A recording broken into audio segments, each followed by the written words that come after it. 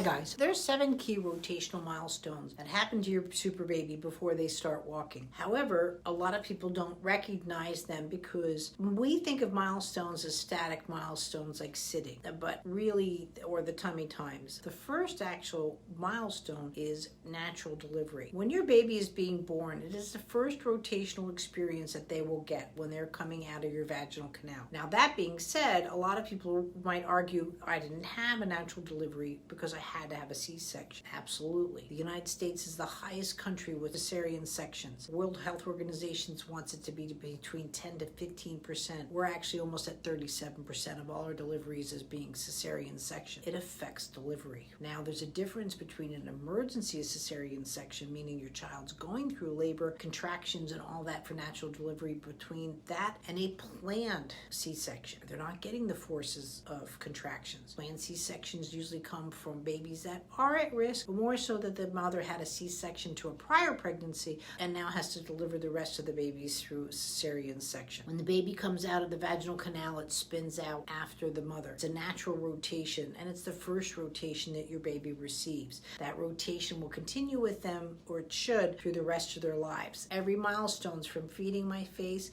to turning a book of a page to putting the fingers through my hair all have some kind of rotation. They are called a functional movement. Yes, you and I, we can stick our arm out like this all day long.